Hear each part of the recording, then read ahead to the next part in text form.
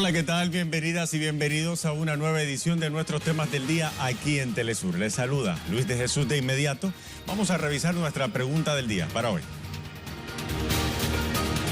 Ahí la tienen en pantalla. Nuestra pregunta tiene que ver con Colombia, la disputa armada por territorios, el asesinato de excombatientes de las FARC-EP y la falta de garantías del gobierno de Iván Duque provocan el desplazamiento masivo de los espacios de reincorporación.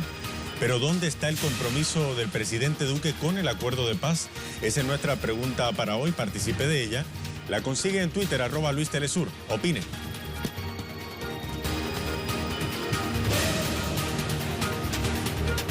Vamos a iniciar de inmediato las informaciones. La Cámara de Diputados de Chile aprobó la tarde de este miércoles el proyecto de ley que permitirá a los ciudadanos retirar el 10% de los fondos de sus pensiones durante la crisis sanitaria generada por la pandemia del nuevo coronavirus. Este es nuestro primer tema del día.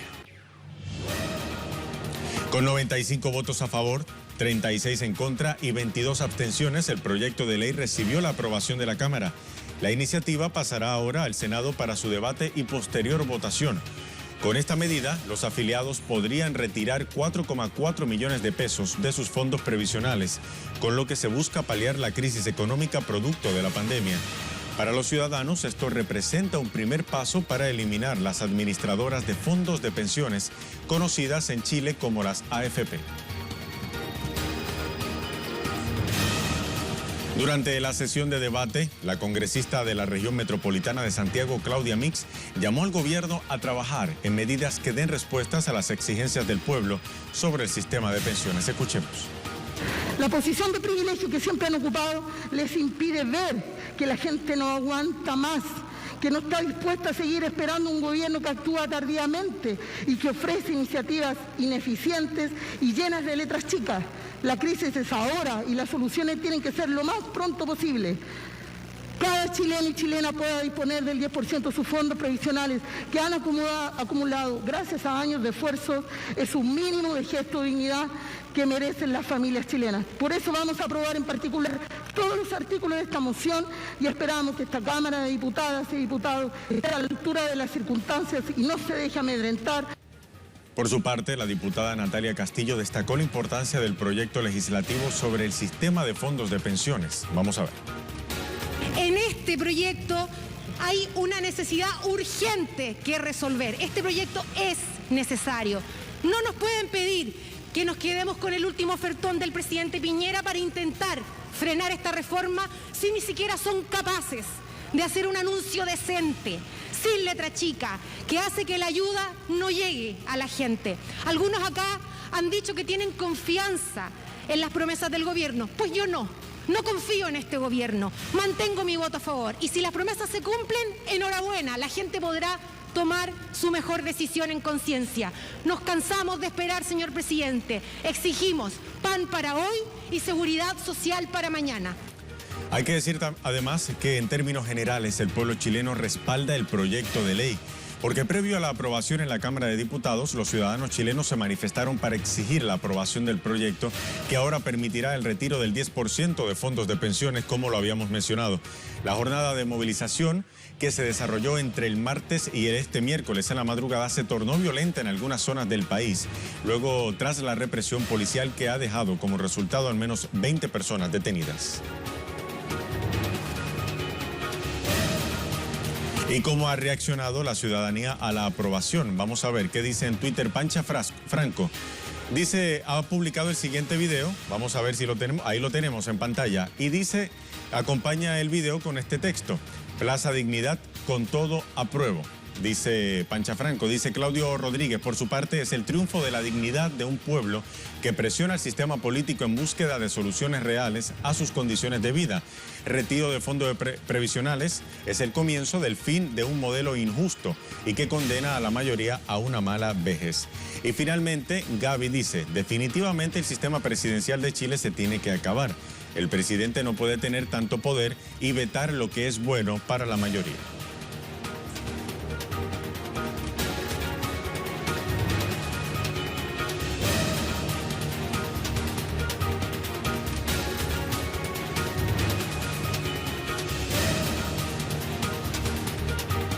Vamos entonces a repasar nuestra pregunta del día, que tiene que ver con otro de nuestros temas para hoy.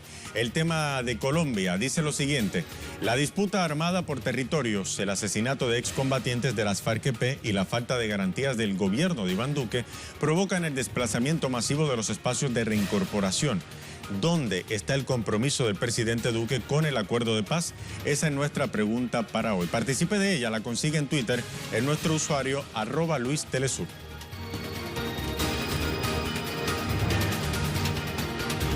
Hacemos entonces una pausa, pero antes nuestra imagen del día de hoy nos lleva hasta Reino Unido.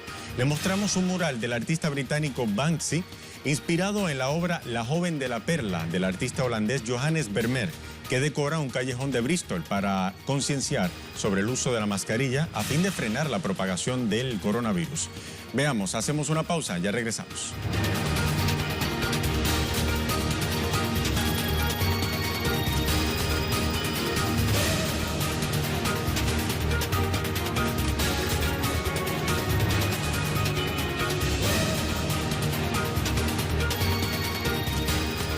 Estamos de vuelta en la edición de hoy de Temas del Día. Estábamos hablando sobre la aprobación de este proyecto de ley en Chile. Vamos entonces ahora a establecer conexión con nuestra corresponsal Paola Dratnik en directo desde Santiago de Chile, quien tiene más información para nosotros. Paola, un gusto saludarte. Ya esta medida tiene, por decirlo de alguna manera, media sanción. Ahora se espera que pase entonces a discutirse en el Senado. Cuéntanos más cómo ha sido recibido por la población la aprobación en la Cámara de este proyecto de ley.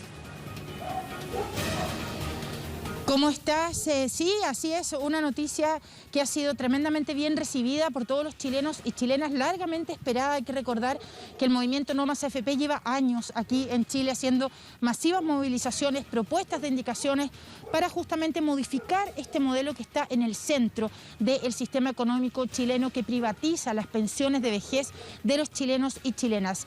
Fueron 95 votos a favor que dan paso para que ahora se discuta este cambio que hay que hacer transitorio en la Constitución chilena para que los chilenos y chilenas puedan sacar el 10% de las AFP. Hemos tomado conocimiento de que Carabineros se ha estado movilizando en algunos barrios, algunos sectores populares, justamente para evitar las manifestaciones que anoche fueron bastante intensas. Y aquí en la calle nos hemos encontrado con Rodrigo. Si ustedes pueden ver, Rodrigo está con algo de mercadería porque él es de una población, de un barrio, y están haciendo una olla común. Esta es la gente que no tiene ningún tipo de ayuda del gobierno y que los chilenos están poniendo de su parte para poder enfrentar esta crisis. Rodrigo, ¿te ha ido bien hoy día? ¿Cómo te recibe la gente esta solicitud de ayuda?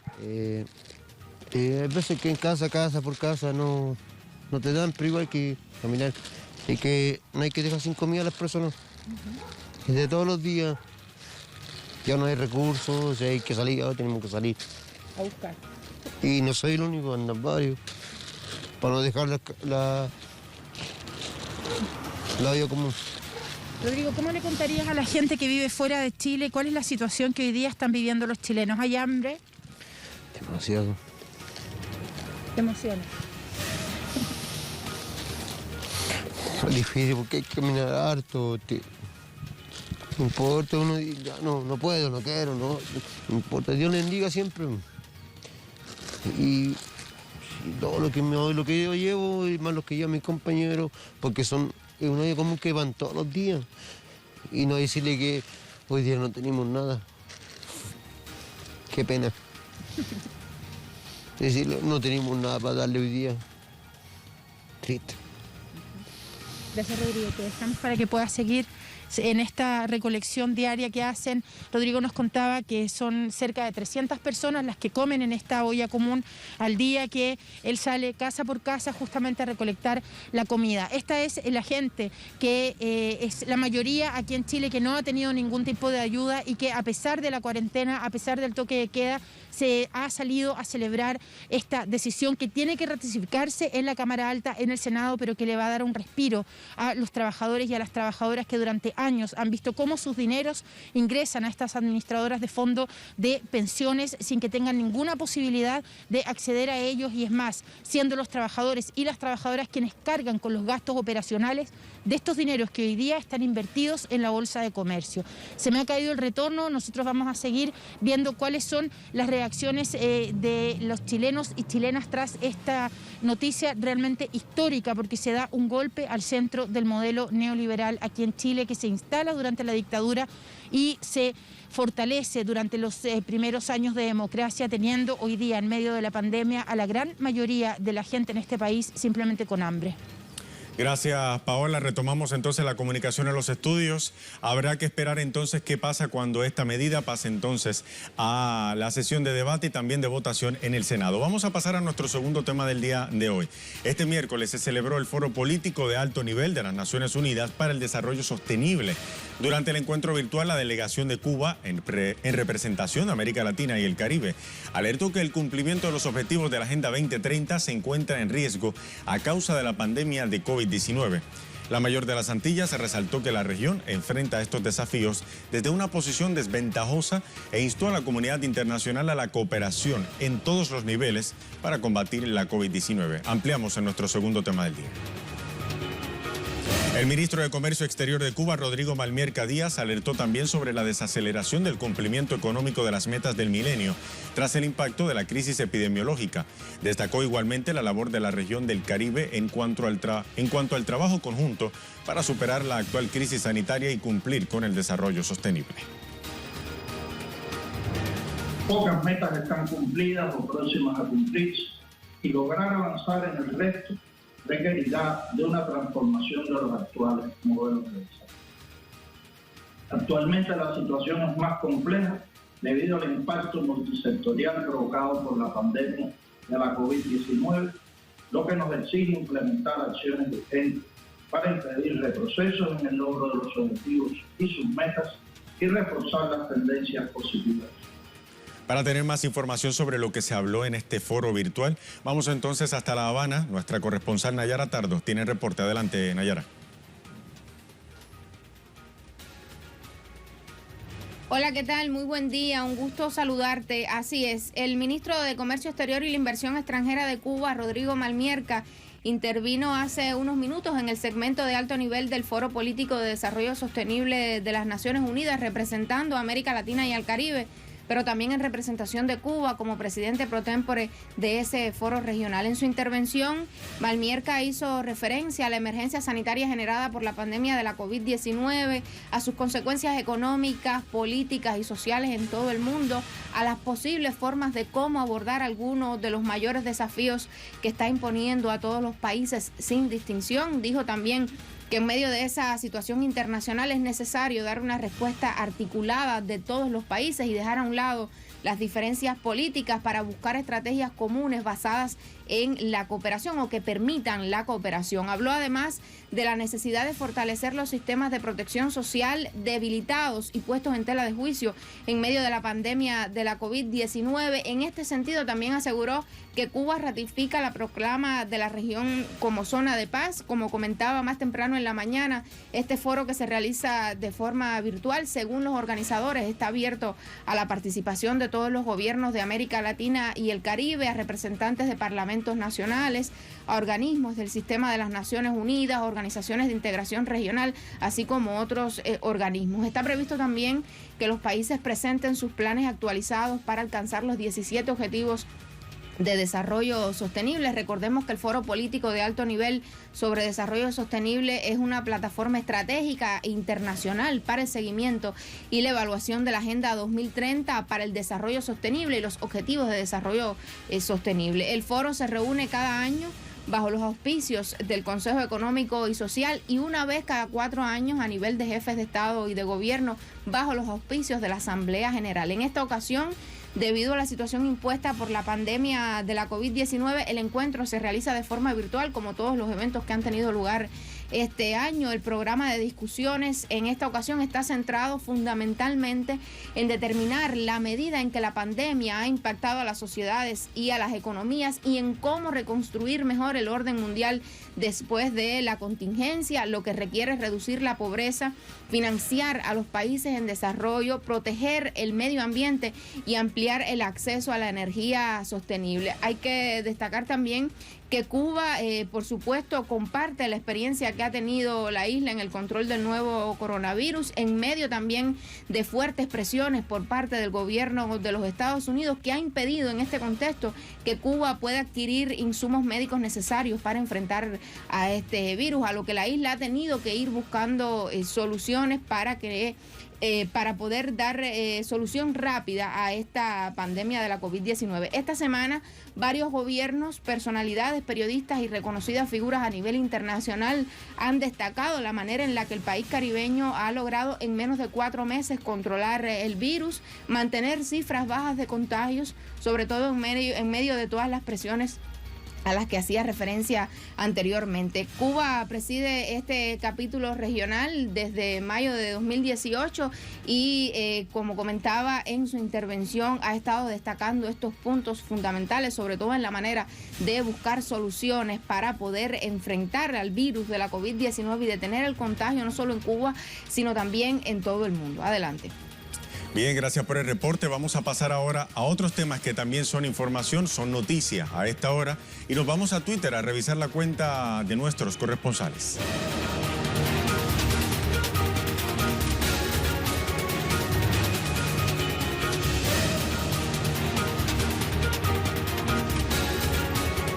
Iniciamos en Bolivia con la cuenta de nuestro corresponsal Freddy Morales. Se complica el panorama político por la rearticulación de la derecha contra la realización de elecciones nacionales el 6 de septiembre y un ataque frontal del gobierno de facto contra la Asamblea Legislativa, donde el movimiento al socialismo tiene mayoría.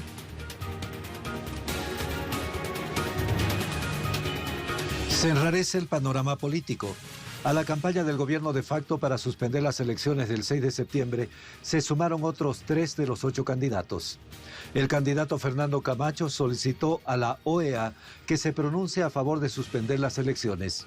El expresidente Evo Morales advirtió que si eso ocurre sería un segundo golpe contra la democracia e injerencia en los asuntos internos.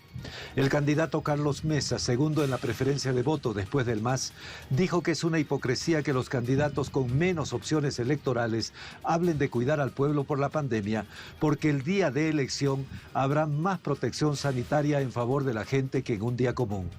Los comités cívicos anunciaron una reunión el martes para suspender las elecciones y declarar desobediencia.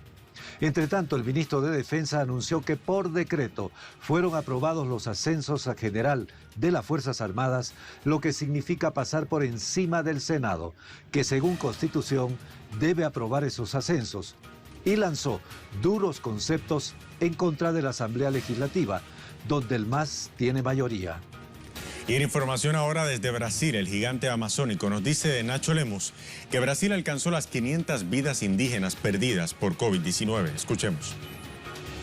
Saludos, abro conexión para actualizar los números por COVID-19 en relación a los pueblos indígenas de Brasil. Tenemos datos alarmantes, ya hemos sobrepasado los 500 muertos entre las poblaciones indígenas por COVID-19, un total de 14.783 indígenas infectados y 131 pueblos que ya fueron afectados por el avance del coronavirus. Estos datos llegan justamente en paralelo con índices que muestran el crecimiento exponencial de las muertes sobre indígenas y también sobre la población afrodescendiente, a diferencia de la población blanca en Brasil. Entre los blancos, entre el 16 de marzo y el 30 de junio, el crecimiento de las muertes por coronavirus fue de 9.3%, en cuanto a los negros 31.4% y en relación a los indígenas 13.2%. Esto muestra las diferencias y las desigualdades históricas en Brasil, que ahora se manifiestan también en el traslado de una epidemia que surgió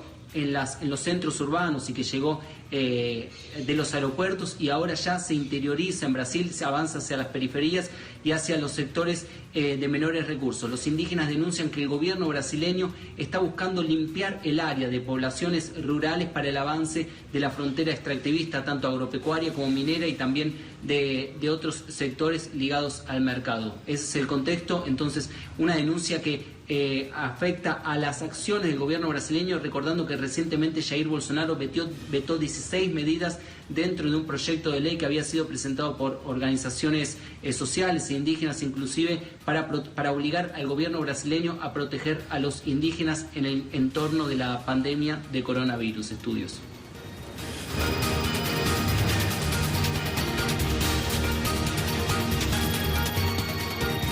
Vamos ahora a nuestro tema en desarrollo. Nos vamos a Colombia. Exguerrilleros de las FARC-EP continúan siendo desplazados de las zonas de reincorporación en medio de amenazas de grupos armados ilegales. Los excombatientes se han visto obligados a abandonar los espacios territoriales de capacitación y reincorporación establecidos en los acuerdos de paz, donde hacen vida muchos de ellos junto a sus familias. Desde Bogotá, nuestro corresponsal Hernán Tovar nos tiene más información sobre esto. Hernán, un gusto saludarte a esta hora. Cuéntanos más sobre esta lamentable situación a la que se ven sometidos los excombatientes firmantes de los acuerdos de paz.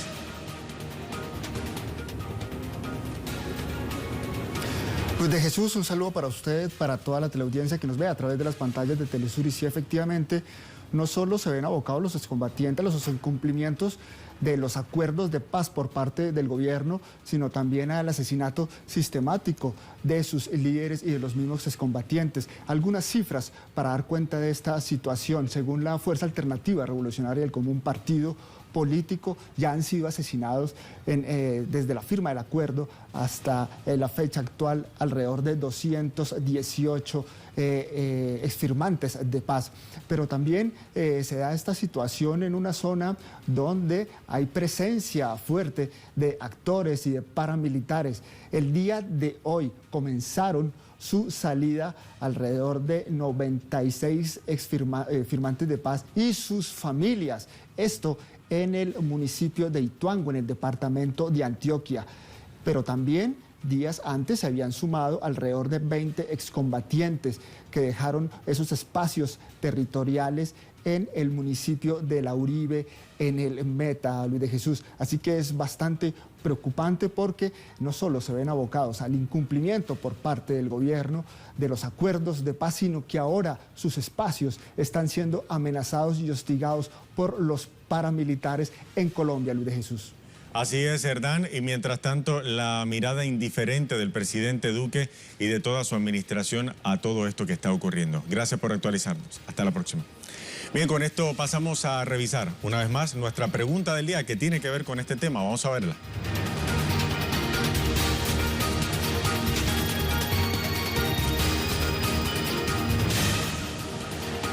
Iniciamos revisando nuestra pregunta del día. Colombia, la disputa armada por territorios, el asesinato de excombatientes de las FARC-EP y la falta de garantías del gobierno de Duque provocan el desplazamiento masivo de los espacios de reincorporación. ¿Dónde está entonces el compromiso del presidente con el acuerdo de paz?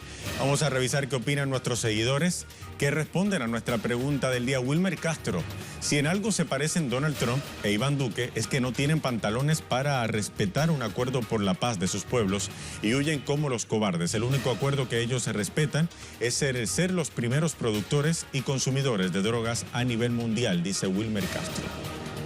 Guillermo Lescano: no hay compromiso por parte del actual gobierno colombiano con la paz. El mismo Duque expresó la desestimación de los acuerdos de paz porque Duque jamás se comprometió con el pueblo colombiano. Así lo ha dicho Guillermo Lescano en su respuesta. La cuenta de Oscar dice: el subpresidente de Iván Duque, fíjense, lo llama subpresidente Iván Duque, nunca ha estado a favor del proceso de paz. Su jefe, el Matarife, quiere acabar con el proceso y obvio con los firmantes del acuerdo. Dice Miguel Abolaños: ¿cuál compromiso con la paz? Pregunta irónicamente: ¿será con la guerra?